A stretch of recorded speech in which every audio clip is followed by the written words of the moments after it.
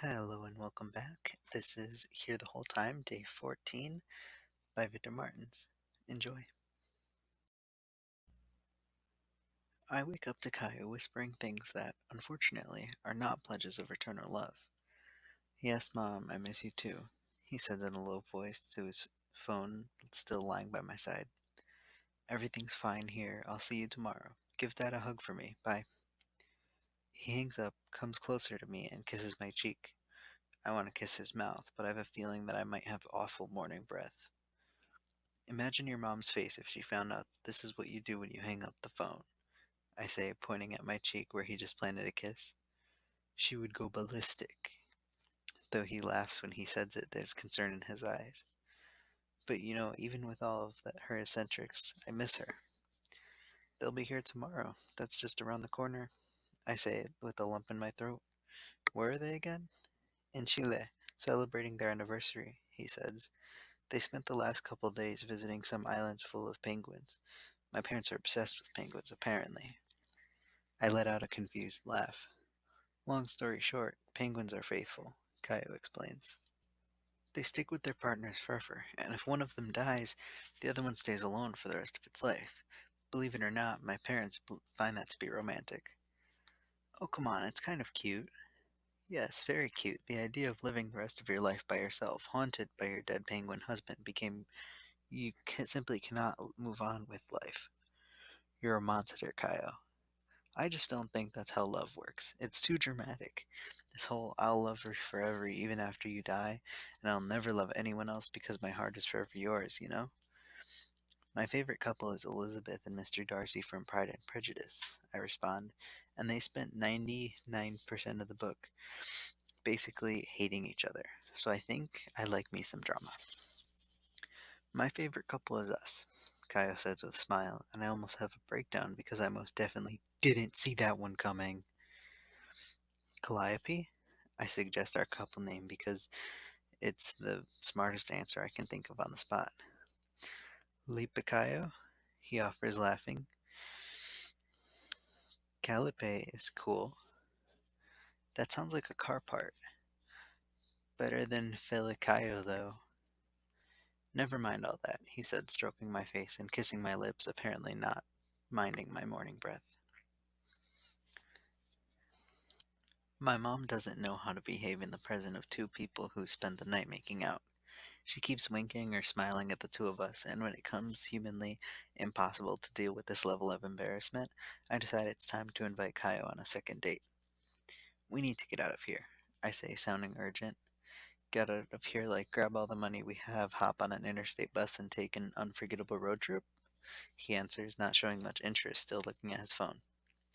Not a bad idea, but I was thinking of going to Delva's Cafe. His face lights up with a giant smile. Dalva's Cafe is the most closest thing to a Starbucks franchise in my town, but it has more frappuccino options, including a surprisingly good guava flavor, and it's more affordable. The decor is cozy, full of old stuff, or vintage, as it were, with pleasant, soft lighting. I'm not a date connoisseur, but I think Dalva's is the perfect place for one. I want to eat their Belgian waffles until I get so sick I pass out, Caio said excitedly. So romantic. When we get there, the place is a little crowded, but we find ourselves a table in the back. The table is round and small, which makes our legs bug and bend to each other all the time. I'm far from complaining about that. A nice server takes our orders and we look at each other and enjoy 30 seconds of quiet before Kaya starts laughing. It's funny to be here with you right now like this? He squeezes my hand briefly and then lets go. Just a few days ago, during one of those awkward silences between us, I text Becky asking for tips on what to say to start a conversation with you. At least you have Becky to reach out to. When I wanted to start a conversation with you, I had to Google it, I say, and he laughs. Seriously? If you saw my search history, perhaps you wouldn't be sitting here with me today, I say, grabbing my phone from my pocket and showing him the screen because I think it'll be funny. I go to Google and tap the search bar, and right underneath my last few searches show up. How to start a conversation without sounding awkward. Scented candles, how to make. How many pajamas does a person need? Do pajamas need to be washed every day? Is Pisces and Cancer a good match? And right there, in the middle of all my questions, I read, "How do I know if I'm in love?" and blocked the screen immediately, but I think Caio saw it before I did. He's looking at me with a calm smile, and I'm a little ashamed because I was just trying to be funny, to show him the weird things that I look up when I'm bored. I wanted him to see I'm fun, not desperate. I swallow hard and don't say anything. The server comes back with their orders, and I'm relieved I have something to occupy my mouth with. "Did you figure it out? If I have to wash my pajamas every day?" I asked, trying to change the subject, which makes him laugh. "No need to be ashamed. It's just that I wanted to know too," he says, handing me the phone. On his screen, I can see in his search history, and I'm amazed by the possibility of getting into his head for a few seconds.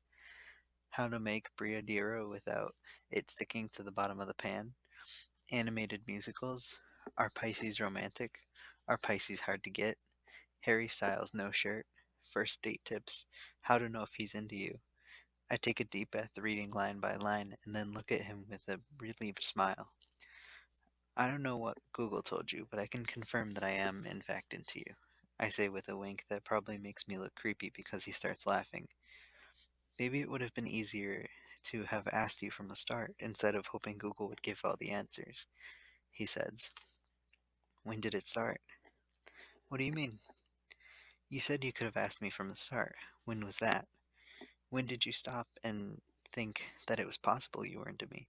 And what did you see in me? Because honestly—" "Lipe, stop," Caio interrupts me. "I don't remember the precise time. I probably started when I woke up and found out you'd left the book for me, or the time you set aside a piece of cake for me and put the glass milk close to my chair for breakfast. When you told me about your problems, and I realized that having a mom who accepts you is not the immediate solution to everything. When you listened to me crying and complaining about things that I have no idea how to solve.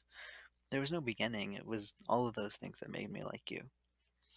When I come back to myself, I realize my mouth is open and there's a piece of waffle in it that I simply forgot to chew while I was listening to Caio. That silly face also really helped," he says, placing his hand on my chin and closing my mouth. "What about you? When did you start to like me?" I pause for a moment, trying to determine the best answer. I could say it was the day we played mermaids together, but I should probably save that story for when we exchange our wedding vows. It's been a long time, actually. It was before, way before these last 14 days. I'm glad you didn't wait any longer because I'm really scared of making a move. I'm a little slow, yeah, Becky told me, I say, smiling. "So are you telling me the two of you have talked about this?" he says, gesturing with his finger at the two of us. "Actually, she was one of the people who made this happen," I say. "Have you already updated her on the rest of the story?" "Just the basics, but she's desperate for more details. She sent me about 200 texts asking how the date went. If I'm happy, if you're happy, let's send her a pic," I suggest, not knowing where the idea came from. I hate taking pictures. I hate the idea of having an image of me frozen for all eternity. I hate having to get ready for the photo because I never know which face to make, so I always end up with a strange grimace so I won't make my discomfort so obvious. But I have no time to say all that because when I look up, Kyle's already pulled his chair next to me and rested his head lightly on my shoulder. I look straight ahead, and the front camera of his phone is already on screen I see Kyle photogenic as ever, and me clearly without a clue as to what I'm doing. Kyle doesn't wait for me to get ready. He starts press the button, taking one selfie after another. I try to look brave, then nice, then neutral, but all the photos end up being taken in between poses, and my face looks awful in all of them. "Can you take it easy with that button?" I protest. "Can you put a smile on your face? Because your smile is beautiful," Caio answers, and inexplicably, I smile. "Much better," he says, between one photo and the other. "You're not the first to say that, about my smile, I mean," I say self-consciously. "Who was the other guy?" Caio is so interested in my answer that he even lets go of the phone. "Easy, easy, it was just my therapist." I laugh and take his hand, and he doesn't let go. And we stay there for some time holding hands under the table while we pick the best photo to send to Becky. Kaio's head is on my shoulder, the air smells fresh of coffee and cake, and I could sit here for hours and hours. But in the following moment, when the door to Dalva's cafe flies open and three guys walk in boisterously, Caio moves away from me immediately. He gets up quickly, puts his chair back in place, and stares at the ceiling, avoiding my eyes. Caio asks for the check and doesn't let me pay for anything. You paid for the movies yesterday, is his argument. On the way out, we walk past the three guys, and one of them recognizes Caio.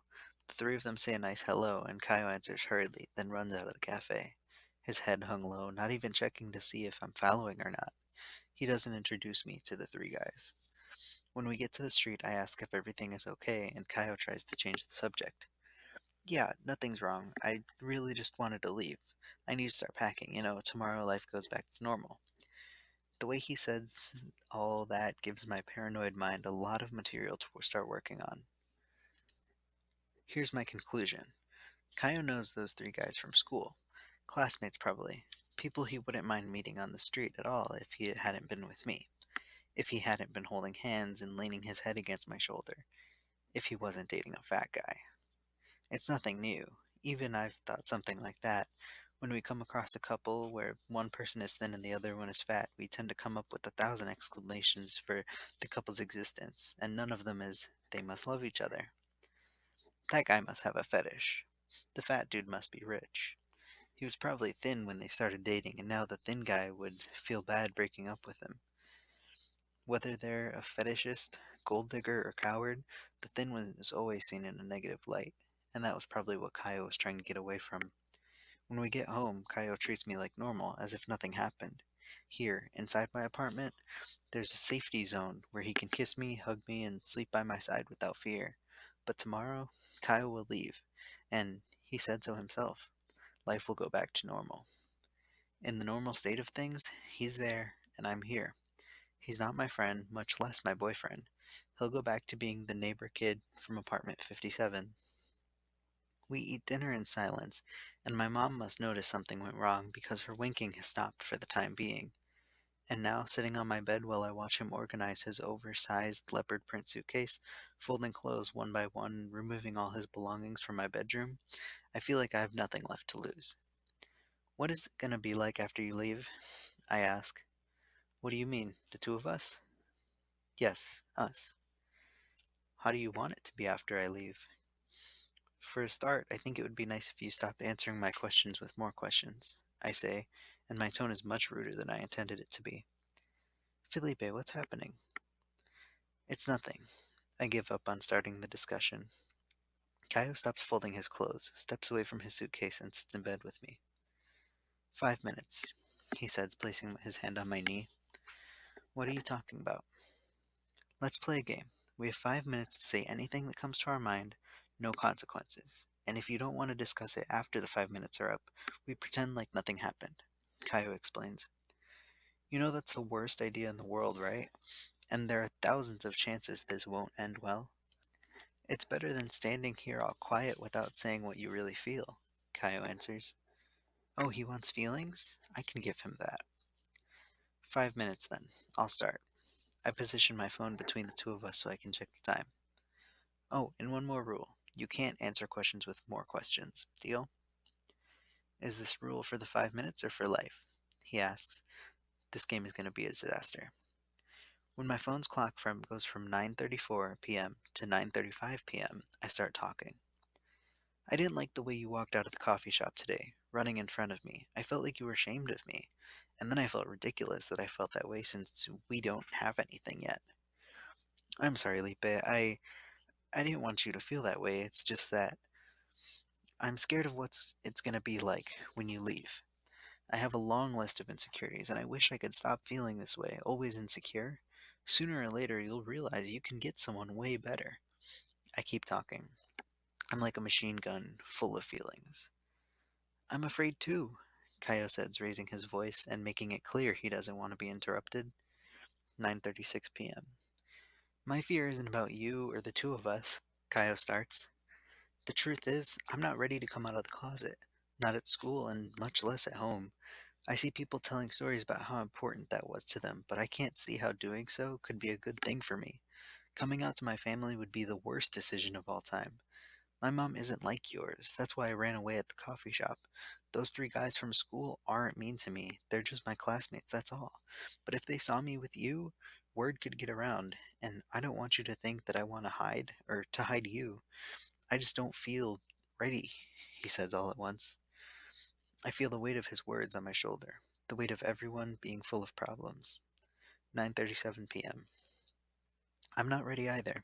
For a bunch of stuff, I say, thinking back to last night. I'm sorry that I thought what was happening was about me. It's hard to believe someone like you can really like you when you spend your entire life hearing that you're nothing but a disgusting fat guy. It's hard to believe you can really be happy with someone when you spend your entire life hearing that being gay is wrong and your fate is to burn in hell. Caio admits, his breathing irregular. The sadness in his voice hits me hard. People are wrong. You can be happy, I say. 9:38 p.m. They're wrong about you too. You're not disgusting. I let a smirk escape, one that signifies, yeah, right. It's just my automatic reaction. Caio stands up, and I'm led to believe he's given up on the 5 minute game, that he's given up on me. But he only walks to the other side of the room, rips Eddie's drawing of me in a Batman costume from the wall, and places it on my lap. Don't forget that there are people who see this when they look at you. 9:39 p.m. I fall silent looking at the drawing. I notice every stroke, every instance where the color pencil went outside the lines, every detail of the image that makes me a superhero. I want to help you, I say. If you feel afraid of being who you really are, if you question your parents' love, if you doubt what you really can do, I want to help you go through it all. Please lean on me. I already am. Even after the 15 days are done, even when I go back to apartment 57, I want to be with you. You're beautiful. 9:40 p.m. The 5 minutes are up, and I don't know how to react. My mouth is hanging open, and Caio takes advantage of it and kisses me. A soft, deep, sweet, delicate kiss this time. Believe me when I say another kiss, that you are amazing, and another. Your hair smells great, another. And I like the little dimple at the end of your nose. A confused laugh, and then another kiss. You're beautiful, Felipe. You really, truly are. Suddenly, it seems like I've heard enough because there are no more pauses between each kiss. We lie in bed and I feel my body go hot. When Caio puts his hands on my hips, my instincts tell me to shrink away and escape. But I don't do that, because this time I don't feel ashamed. I don't feel like a disgusting fat guy who doesn't deserve to be touched. I feel beautiful. And when Caio touches me, there's no aversion in his touch. Unlike all the times I've been shoved, pinched, and teased, Caio's touch makes me feel good. When I lie on my side so he can hug me and fit his body into mine, I don't worry about whether my belly droops. I feel a cold tingle when he runs his hand down my shirt, and I realize that I might not be totally ready. But I feel better when I notice that the lights are on, and he can see every detail of my skin. And I don't mind. I feel comfortable here, and that's when I decide to enjoy his body too. My hands, paralyzed on his shoulders up until now, slide down his arms. I caress his hips and start to discover every detail of his body, little by little. He notices how curious I am and lies still for a time, granting me permission to explore. Caio's skin is hot, and I feel his heavy breathing when I run my hand over his chest. You're beautiful too, I say in a whisper, and when he runs his hand along my face to give me another kiss, it occurs to me that if the word beautiful had a million different meanings, Caio would be all of them. Okay, that was the end of day 14. Only one chapter left. I hope to see you back at day 15. Bye.